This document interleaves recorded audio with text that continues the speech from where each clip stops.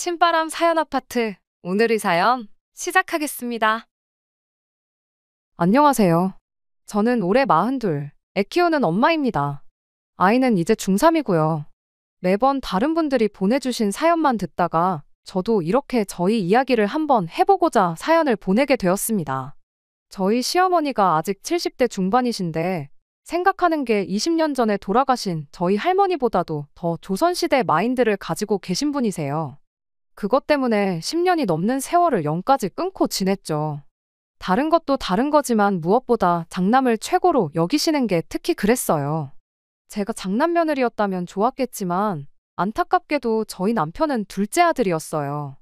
자식이 둘이 있는데 누구 하나가 더 애틋해서 편애를 할 수는 있다고 생각은 합니다.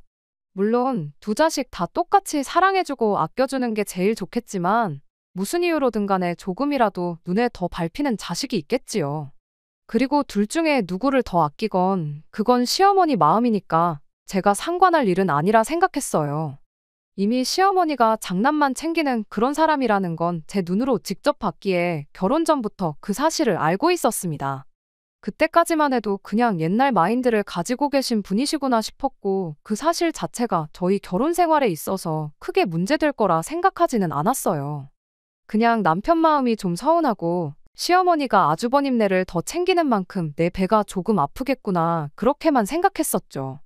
하지만 결혼하고 나니 몰랐던 사실을 하나 더 알게 되었죠. 시어머니만 장남을 챙겨야 하는 게 아니었어요. 온 가족이 집안 장남을 위해 희생하고 양보해야 한다는 생각을 가지고 계셨죠.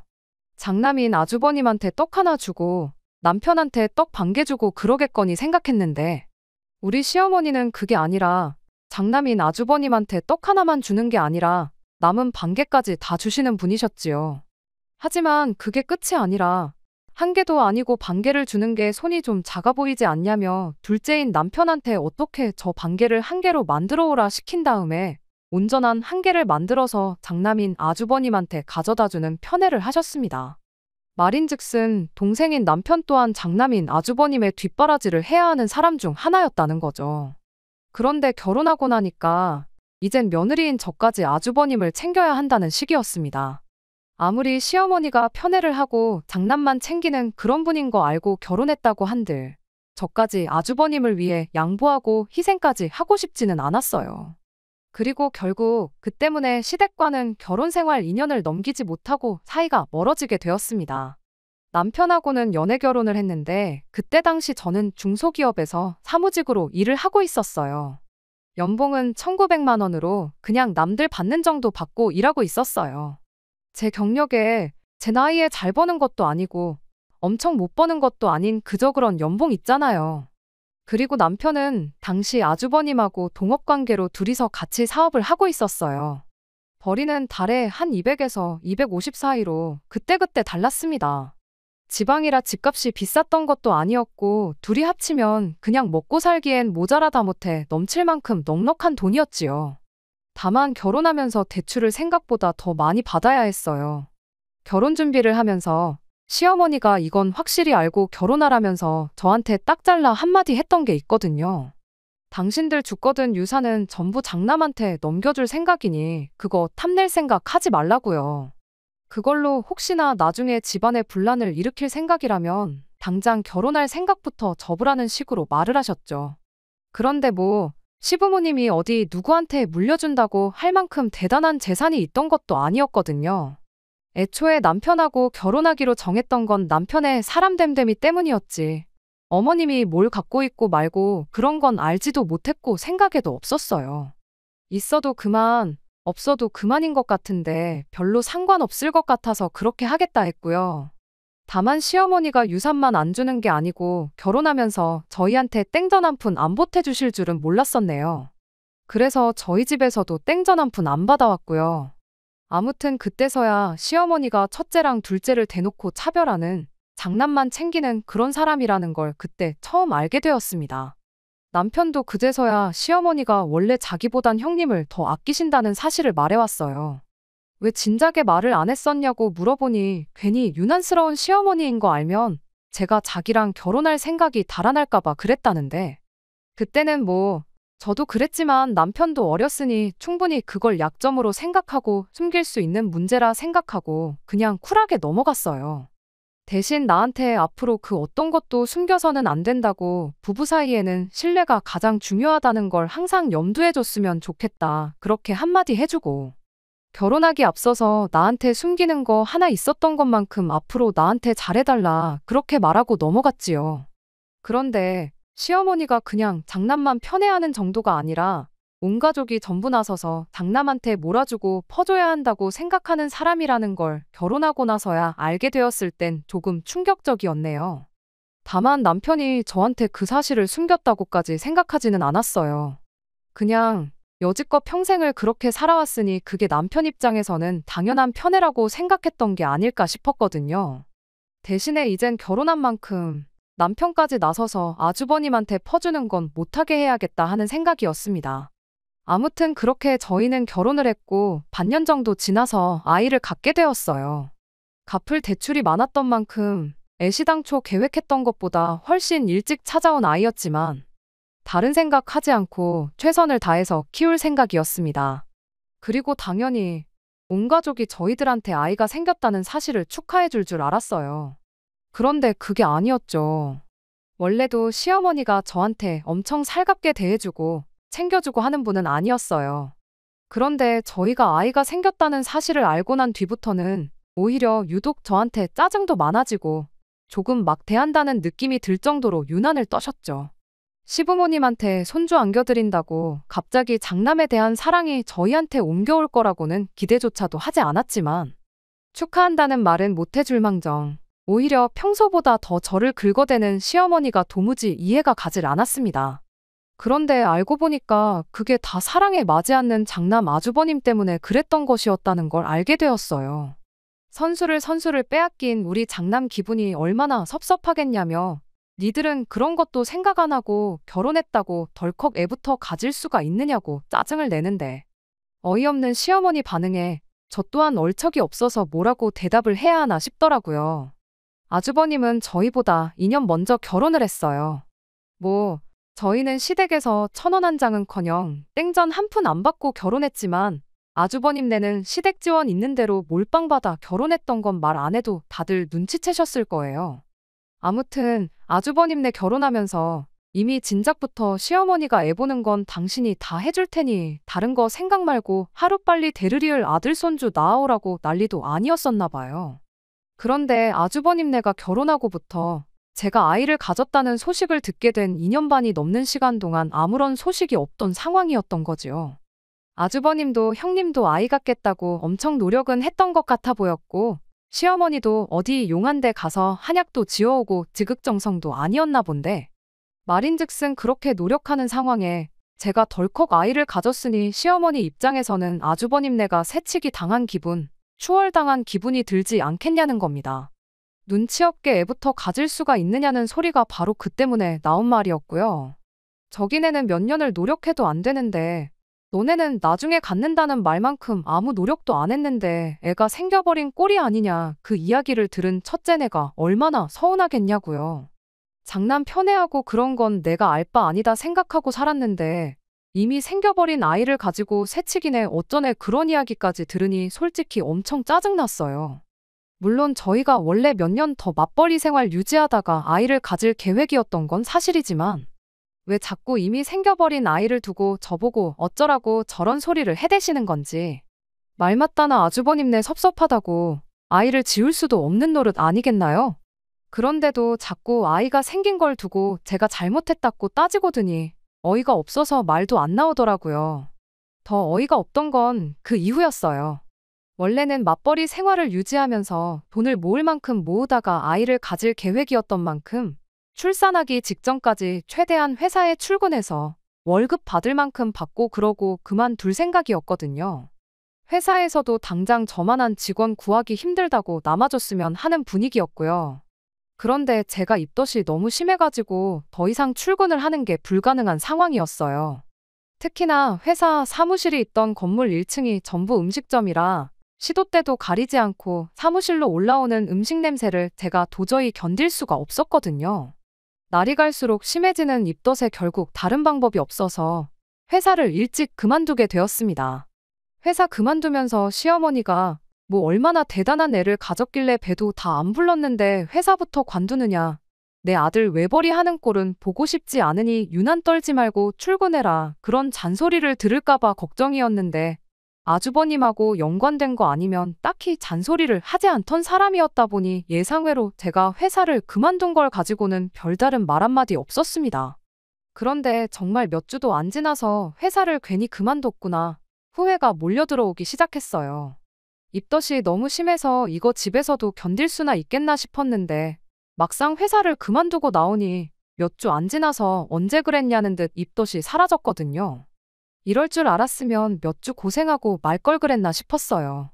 집안일이라고 해봐야 집이 얼마나 넓은 것도 아니고 그나마도 집안일이라고 할 만한 건 남편이 애가 졌는데 무슨 집안일이냐며 그런 거 하지 말고 태교에만 신경 쓰라고 퇴근하고 집에 돌아오기가 무섭게 자기가 할 수 있는 집안일이란 집안일은 싹 다 해놓고 그랬거든요. 남편한테 뭐 어디 인형 눈이라도 붙이고 있어야 되는 거 아니겠냐 했더니 그거 해봐야 얼마나 번다고 그러냐고. 그냥 맘 편히 갖고 뭐 할 생각 말고 그냥 뱃속의 아이만 생각하라고 끝까지 제가 아무것도 안 하길 바랬어요. 그러던 중 형님의 임신 소식을 듣게 되었습니다. 끝내 그 집에도 아이가 생기게 되었던 거예요.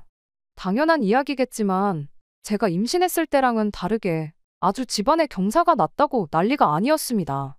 당장에 시어머니는 근처 살고 계시는 친지분들 전부 다 불러내서 집안 잔치를 열었어요.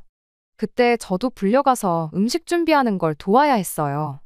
음식하는 거 도와주러 왔다고 친척분들 사이를 삐집고 들어가니 거기 계신 분들이 저 인간은 배가 저렇게 부른 며느리를 일을 시키려고 그러냐고 하면서 그냥 가만히 있으라 하고 저를 많이 배려해 주셨어요. 물론 아무것도 안 한 건 아니고 이것저것 보조를 해주고 그랬죠. 귀한 장손을 낳아줄 형님은 손 하나 까딱 안 하고 가만히 있었고요.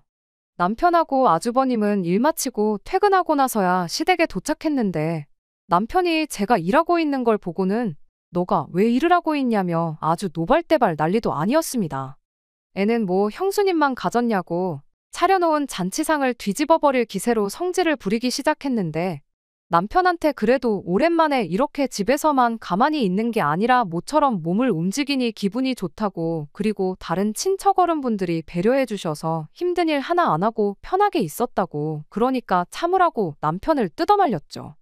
물론 말은 그렇게 했지만 시어머니가 장남차남 차별만 하는 게 아니고 그 차별이 며느리한테도 똑같이 해당한다는 사실은 그렇게 달갑지가 않았습니다. 잔뜩 열이 받아 있던 남편을 뜯어말렸는데도 불구하고 그날 잔치가 마무리가 되어갈 때쯤 결국 남편이 시어머니한테 평생 안 보고 살 테니 그렇게 아시라고 폭발해버리는 사건이 일어나게 되었습니다. 자리가 마무리되어 있는 상황이었어요. 아무래도 형님 축하한다고 모인 자리였으니 시가 친척분들도 어느 정도 술이 얼큰하게 취해 있는 상황이었죠. 그러던 중 그날 음식할 때 저보고 임신한 사람이 무슨 일을 하냐며 저를 배려해 주셨던 시가친 척어른분들이 마지막에 가서 시어머니한테 저를 대신에 한마디 해주셨어요. 똑같은 며느리인데 왜 쟤는 일을 안 시키고 얘만 일을 시키냐. 뭐 이런 식으로 말이죠. 시어머니는 시어머니 나름의 이유가 있었죠. 첫째 애 때문에 이렇게 자리를 만든 건데 주인공이나 마찬가지인 애한테 어떻게 일을 시키겠냐고 둘러대기 시작했어요. 말은 둘 다 똑같은 며느리라고 하고 있지만 실상은 저랑 형님을 두고도 대놓고 차별을 하셨었죠. 하지만 시어른분들이 속속들이 그런 사정을 알고 있는 건 아니다 보니 시어머니의 변명에 어느 정도 납득하고는 분위기였습니다. 저도 괜히 사실은 차별하잖아요 해서 이를 키울 필요까지는 없겠다 싶어서 가만히 있었어요. 그런데 평소에도 시어머니랑 사이가 조금 안 좋은 작은어머님이 어머님더러 둘 다 똑같은 며느리면 둘 다 똑같이 일을 안 시켰어야 하는 거 아니냐고 말꼬리를 잡고 늘어지기 시작했습니다. 애초에 저희 시댁이 장남을 최고로 여기는 집안 분위기가 있어요. 그래서 시어머니가 아주버님만 아꼈던 거고요. 거기에 시아버지 또한 집안의 첫째이자 장남이었습니다. 그렇다 보니 시고모님들이며 작은어머니들이 시어머니한테 조금 안 좋은 감정을 가지고 있었나 봐요. 그런데 점점 저한테 일을 시켰던 걸 이유로 언성이 높아지고 있는 그 장면을 때마침 시아버지가 목격해버린 겁니다. 아버님은 또 어머님이라면 꿈뻑 죽는 분이셔서 대번에 좋은 날에 이게 무슨 소란이냐고 니들은 위아래도 없냐며 언성을 높이기 시작했죠. 상황이 어쨌든 간에 좋은 일로 모인 자리인데 분위기가 갑자기 이상해지고 그 상황의 중심에 제가 있다는 게 굉장히 불편했습니다. 그렇다 보니 제가 아무 말도 하지 않을 수가 없었어요. 그래서 남편한테 설명했던 것처럼 똑같이 한마디 했죠. 안 그래도 회사 그만두고 나서 집에서 가만히 있느라 몸이 찌뿌둥해서 혼났는데 오랜만에 몸도 움직이고 그래서 좋았다고 마음 써주셔서 감사하고 저는 괜찮으니 괜히 저 때문에 싸우지 마시라 한마디 했어요. 시어머니한테도 단번에 집안 행사 있으면 저만 시킬 게 아니고 형님도 같이 시키신다고 하셨잖아요 하고 최대한 둥글게 상황을 해결하려고 애를 썼는데 시어머니가 그런 저한테 대고 한다는 소리가 참 어이가 없었습니다. 집에서 아무것도 안 하는 게 그렇게 심심하냐고 그런 줄은 꿈에도 생각 못 했다고. 그럼 그럴 게 아니고 당장 내일부터 첫째네 가서 우리 첫째 임신수발 좀 들어주라는 소리를 하는 거 아니겠나요? 다들 제가 어떻게 분위기를 좋게 만들어 보려고 노력하는 걸 눈치채고 있던 상황이었는데 시어머니의 그 발언을 듣자마자 저 인간은 참 구제불능이란 듯이 한숨을 푹 내쉬더라고요. 저도 제 나름대로 애써 좋게 넘어가려고 노력하고 있는데 시어머니가 저렇게 나오니 기분이 엄청 상했습니다. 아무리 상황을 좋게 넘긴다고 한들 거기서 알겠다고 대답하면 진짜로 당장 다음 날부터 형님 임신수발을 들어야 할 것 같아서 한마디 대들었지요. 그건 좀 아닌 것 같다고. 저도 똑같이 임신했고 남편 말고 그 누구 하나 저를 도와준 사람이 없는데 왜 내가 형님 임신수발을 들어야 하냐고요. 그랬더니 시어머니가 한다는 소리가 네가 방금 네 입으로 집에서 심심하다고 그러지 않았느냐고. 니도 임신 초기에 힘들어 죽겠다고 다니던 회사 그만뒀던 거 아니냐. 그걸 누구보다 잘하는 애가 마음 씀씀이가 그래서 어떡하냐 하면서 할 게 없다고 징징댈 게 아니고 그냥 시키는 대로 당장 내일부터 아주버님 댁으로 출근을 하라는 겁니다. 혹시나 애 잘못되면 네가 책임질 거냐면서요. 그리고 한마디 더 한다는 게 네 배는 부를 만큼 부르지 않았냐고. 그만큼 불렀으면 웬만해선 애도 안 떨어진다고. 엄살 부리지 말고 시어머니가 시키면 냉큼 내 하고 시키는 대로 하면 되는 건데 뭐 이렇게 혓바닥이 기냐고 저한테 뭐라 하는 거 아니겠나요? 그 와중 그 상황을 지켜보고 있던 남편이 결국엔 폭발해버린 거예요.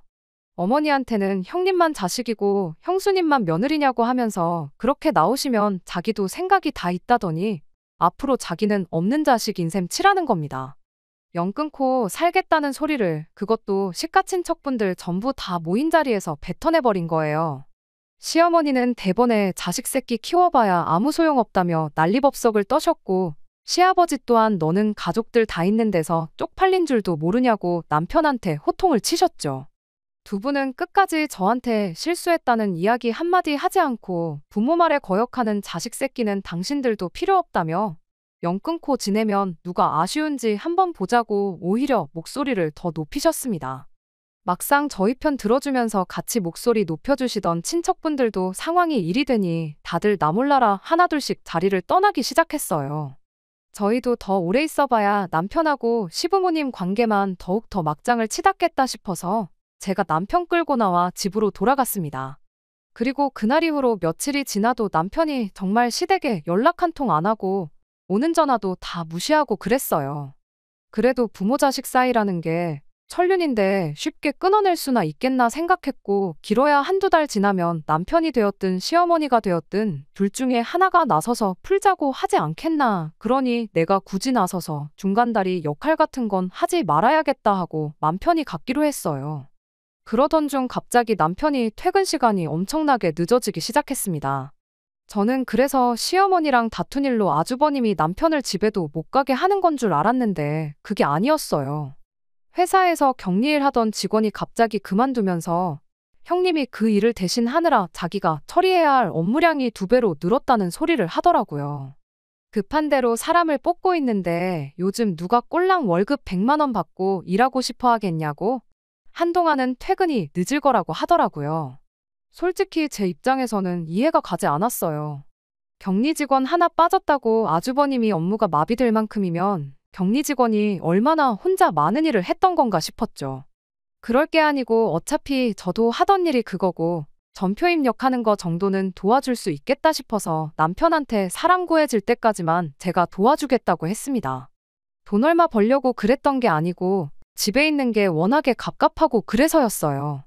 어차피 저도 출산일이 가까워지고 있던 시기였다 보니 무리할 생각 없었고 직원으로 취직해서 일할 생각은 더더욱이 없었습니다. 집에서 집안일하고 가만히 있는 것보다 당신이 일찍 퇴근해서 집안일도 도와주고 같이 있는 게 더 좋고 편해서 그런다고 했더니 그럼 그냥 간단하게 컴퓨터로 하는 일 정도만 도와주는 걸로 이야기하고 그렇게 다음날 남편하고 같이 출근을 했어요. 그런데 아주버님이 저를 보더니 아주 질색팔색을 하면서 자기 혼자 할 수 있으니 그냥 가라고 하더라고요. 격리 직원이 하는 일 대신하느라 하루 종일 아무것도 못하고 내 남편한테 일을 전부 떠넘기는 게 싫어서 온 건데 자기가 하겠다고 저는 컴퓨터 근처에도 못 앉게 만드니 뭔가 촉이 이상했어요. 그래서 남편한테 내가 집에 가는 척하고 근처에 있을 테니 점심시간에 아주버님 자리 비우면 좀 불러달라고 했고요. 그렇게 몇 시간 지나 남편과 다시 사무실로 들어와서 그간 전산 처리된 전표들을 쭉 훑어봤습니다. 그리고 동업하는 관계인데 아주버님이 남편보다 더 많은 월급을 받아가고 있다는 사실, 그리고 그것도 모자라 집에서 가만히 있는 형님한테까지 월급이 들어가고 있다는 사실을 알게 되었어요. 월급은 전달 매출에서 이것저것 다 빼고 남는 수익을 아주버님과 남편이 갈라가는 구조로 알고 있었는데 애초에 절반씩 나누는 게 아니었어요. 아주버님 앞으로는 2개의 통장으로 월급이 나눠져서 들어가고 있었습니다. 하나는 남편이 받아간 액수와 똑같은 액수로, 그리고 나머지 하나에는 집에 있어야 할 형님하고 똑같은 액수로 적게는 30만 원, 많게는 100만 원씩 들어가고 있었어요.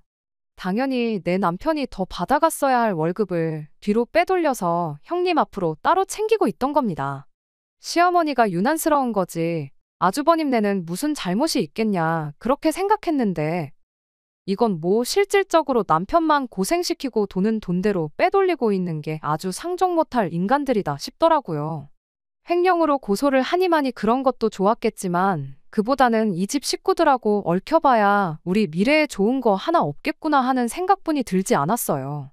어차피 남편이 시댁과 연을 끊겠다 선언한 와중에 굳이 다시 잘 지내보자고 화해해서 평생을 더러운 꼴 견디며 사느니 이대로 연을 끊어버리는 게 좋겠다는 생각이었습니다.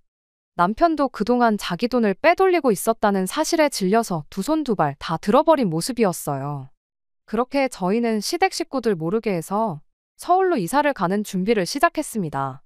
그리고 준비가 끝나자마자 시댁에 통보하듯 말하고 그 길로 새로운 삶을 시작했어요.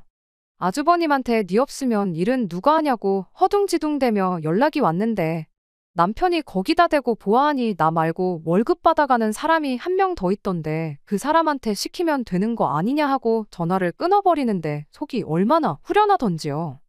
연 끊고 지내던 시어머니한테까지 연락이 와서 네가 어떻게 그럴 수가 있느냐는 말에 남편이 어머니는 어떻게 저한테 그러실 수가 있으셨냐고, 어차피 나한테 땡전 한 푼 물려주실 생각 없으신데 굳이 내가 가족들 곁에 있을 이유가 뭐가 있겠느냐, 어머님은 형님만 가까이 있으면 되는 거 아니냐고. 내 아내한테 형수님 수발 들라고 시켰을 때부터 이렇게 되는 건 각오하셨어야 되는 거 아니냐고 한마디 하고 전화를 끊어버렸고요. 그랬더니 저한테 전화를 해서는 처음에는 남편 좀 말려봐라, 두 자식한테 앞으로 똑같이 잘해주겠다 이런 소리를 하더니 나중에 가선 며느리 하나 잘못 받아서 아들이 변했다고 저한테 원망을 쏟아내더라고요. 정말 그간 잘못했단 걸 깨달아서 그러신 건 아닌 것 같고 아무래도 아주버님이 남편 없으면 혼자 사업을 굴려나갈 자신이 없어서 어떻게든 붙잡아오라고 부탁을 했던 게 아닐까 싶어요. 하다가 안 되니 자식을 원망하기 전에 만만한 며느리한테 그 책임을 물으시는 거라 생각했죠. 오히려 계속 사과하고 살려달라고 비는 거 보고 마음이 약해지면 어떠나 싶어서 걱정했는데 알아서 그렇게 남은 정마저 떼주니 감사할 지경이었어요. 그렇게 저희는 서울에서 새로운 삶을 시작했습니다. 아이 태어나고 나서는 친정 부모님이 올라오셔서 저희 집에서 지내면서 아이를 대신 돌봐주셨어요. 그리고 저희는 남편의 경력을 살려서 창업을 하게 되었고 죽어라고 고생해서 결국 오늘날 여기까지 오게 되었습니다. 그렇게 올해 초에 대출이 절반에 가깝지만 저희도 학군 좋다고 소문난 동네에 이사를 오게 되었습니다. 이제 고등학교 들어가는 딸아이한테 더 좋은 교육의 기회를 주고자 정한 이사였고, 갚을 대출이 있는 만큼 초심을 잃지 않고 더 열심히 살지 않을까 싶어서 정한 결정이었어요. 그러던 중 그렇게 거의 15년 세월을 연락 한 통 없이 지내던 시어머니와 다시 연락이 닿게 되었습니다. 지난 세월을 살아오면서 시댁하고는 딱 한 번 왕래가 있었습니다. 저희가 서울 생활을 시작하고 3년이 지나서였는데 그때가 시아버지가 돌아가셨을 때였지요. 정정하던 분이셨는데 5년 만에 갑자기 그렇게 돌아가실 줄은 몰랐어요. 시댁을 떠나오면서 저희 연락처를 알려준 적이 없었고, 시댁에서도 저희를 장례식에 부를 생각이 없었는데, 어떻게 남편의 고향 친구들이 나서서 남편을 수소문해 아버님의 소식을 전해줬던 겁니다. 사실 그때는 남편이 많이 힘들어 보였어요. 암만 평생을 두고 아주버님과 차별을 했다고 한들 남편한테는 하나밖에 없는 아버지잖아요. 차별받는 순간에나마 남편한테는 분명히 아버님과의 좋은 추억이 있을 텐데, 그런데 그렇게 건강이 나빠지시고 돌아가시기 직전까지도 남편은 그런 상황을 하나도 모르고 지냈다는 게 자식으로서 정말 몹쓸 짓을 했다고 여기고 살았습니다. 시어머니도 아주버님네도 장례식에 찾아온 저희를 보고는 니들이 여기가 어디라고 찾아왔냐고 아주 난리도 아니었어요. 그날 친척분에게 그간의 일을 간략하게 들었는데 남편이 그렇게 떠나고 나서 아주버님 사업이 휘청이기 시작했다는 겁니다. 그도 그럴 게 격리 직원이 빠진 자리를 아주버님이 메꾸고 있는 상황이었는데, 실질적으로 모든 일을 도맡아 하던 남편이 나가버렸으니 아주버님은 손이 10개라도 부족한 상황이었던 거예요. 급한 대로 직원을 3명을 뽑았는데 막상 3명이 하는 일이 남편 혼자 하는 것만 못했다는 거죠. 물론 그중 1명은 격리 직원이었겠지만, 아무튼 인건비는 인건비대로 나가는데 일은 풀리지가 않지. 인건비로 빠지는 만큼 아주버님 벌이가 줄어들게 되었고, 당연히 뒤로 빼돌리던 형님 돈도 더 이상 챙겨줄 수 없는 상황이 된 거지. 결국엔 인건비 좀 아껴보겠다고 직원들을 자르고 아버님이 일을 도와주게 되었는데, 아버님이 연세가 몇인데 그 강도 높은 노동을 견디실 수 있었겠나요? 그렇게 건강 잃고 그러다가 사업은 사업대로 안 좋아지고 아버님은 아버님대로 병을 얻고 돌아가시게 된 거였어요. 남편 책임이 아예 없다고 할 수는 없는 노릇이었다 보니 그 이야기 듣고 한동안 남편이 엄청 마음고생을 했습니다. 말로는 저희 친정 부모님을 부모님으로 생각하고 살겠다고 했지만, 가장 가까이서 남편을 보는 제가 봐도 부모님과 사이가 틀어진 것에 대해 후회가 남아있는 느낌을 지울 수가 없었죠.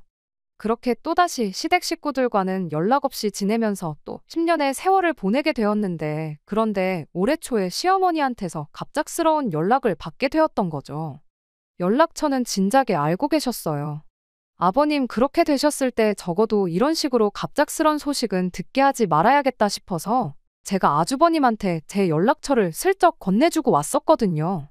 그 후로 연락을 주거니 받거니 했던 적은 없었지만 그때까지는 그저 무소식이 희소식이라고 생각하고 살았는데, 아주버님네가 아니라 시어머니한테서 직접 연락을 받게 될 줄은 생각도 못하고 있었어요. 심지어 시어머니가 다짜고짜 서울에 와 있다며 좀 보자는 말을 해오는데 더더욱이 놀랄 수밖에 없었습니다. 직원들한테 잠깐 나갔다 와야겠다 말하고 후다닥 남편하고 어머님이 계시다는 곳으로 향했어요. 무슨 일로 갑자기 그것도 서울까지 와서 연락을 다 하시나 싶었는데 시어머니가 꼴이 말이 아니시더라고요.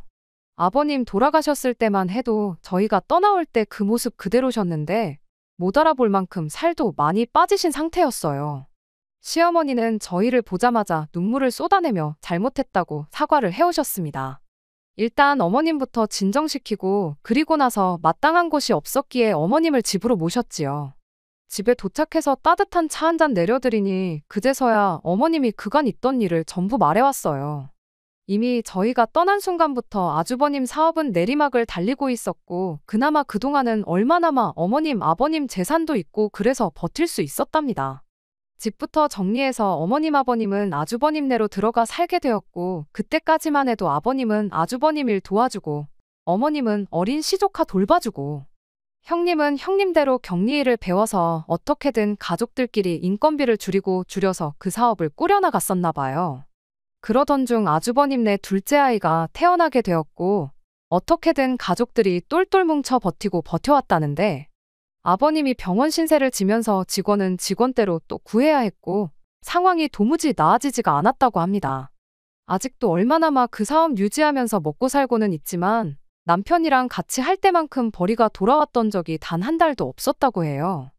그러면서 아버님은 결국 돌아가셨고 어머님은 어머님 나름대로 시조카들 돌봐준다는 명목하에 같이 그렇게 살아왔는데 애들이 클 만큼 큰 상황에 형님 입장에서 시어머니는 그냥 사업에도 도움 안 되고 그저 밥만 축내는 사람 중 한 명에 불과했던 겁니다. 더 이상 물려줄 유산 하나 남아있지 않은 상황이니 더더욱이 형님 입장에서는 그런 시어머니가 짐짝처럼 느껴졌던 거죠. 결국 시어머니를 두고 형님하고 아주버님이 몇 날 며칠을 박터지게 싸웠다네요. 시어머니가 그걸 견디다 못해 내가 나가서 살면 되겠느냐 한마디 하고 집을 나온 거고 무작정 서울로 올라와서 저희한테 연락을 했던 거였죠. 그러면서 저희한테 지난 날을 전부 사과하더라고요. 당신이 두 자식을 두고 똑같이 사랑을 주고 키웠더라면 이렇게 집안꼴이 박살날 일도 없었을 테고 너희한테 이렇게 자존심 굽혀가며 찾아올 일도 없었겠지 않느냐고요.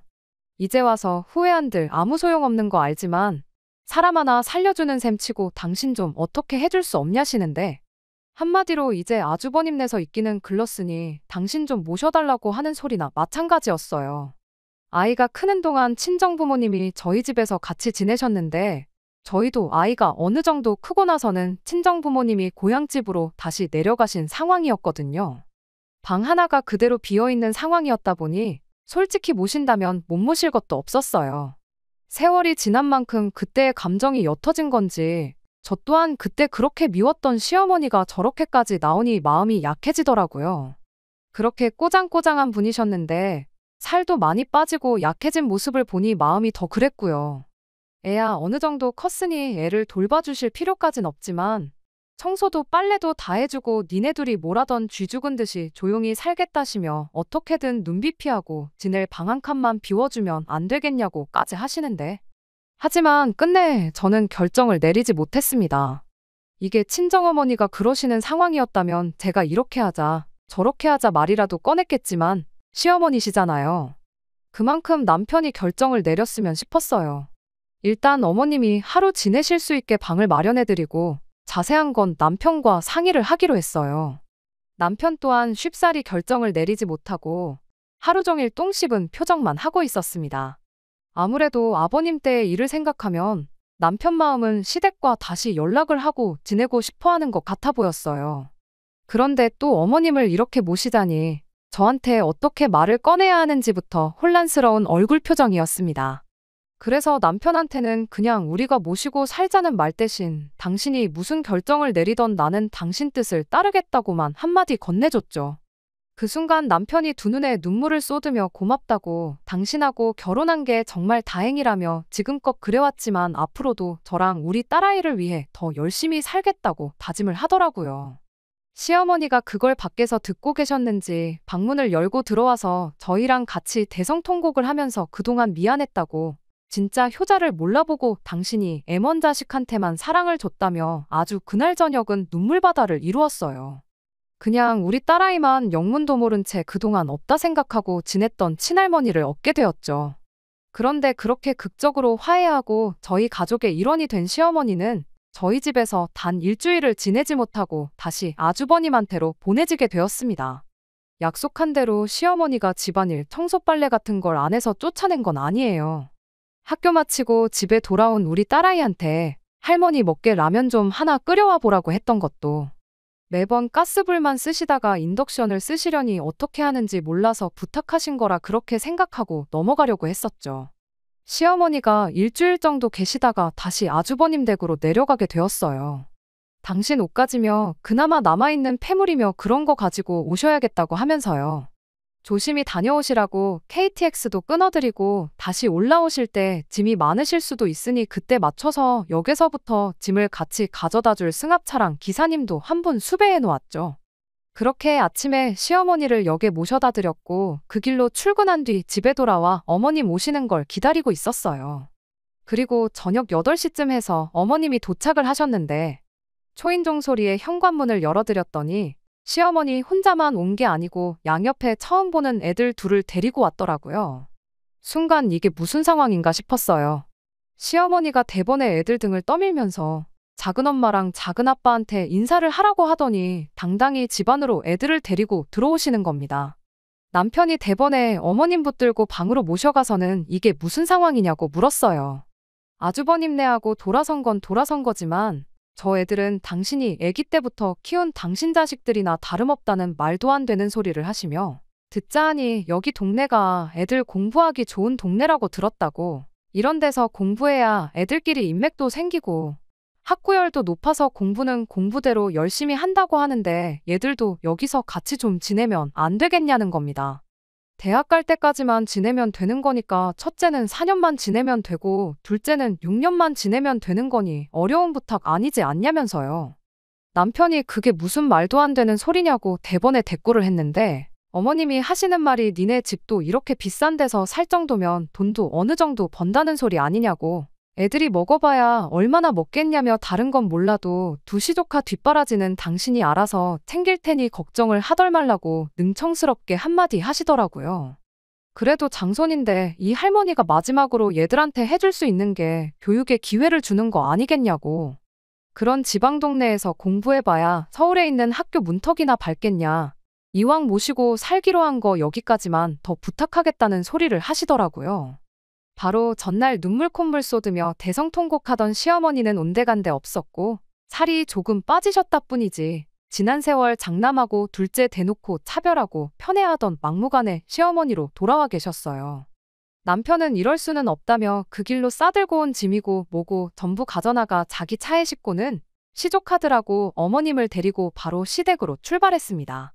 당신이 거길 왜 다시 가냐고 버텼지만 시어머니가 남편임을 당해낼 수가 없었지요. 아무 잘못도 없는 애들한테는 그런 꼴 보여서 미안하지만 안 되는 건 안 되는 거다 단호하게 말해주고 그 길로 다시 시댁으로 향했습니다. 시어머니가 달리는 차 안에서 뛰어내리겠다 아주 난리도 아니었어요.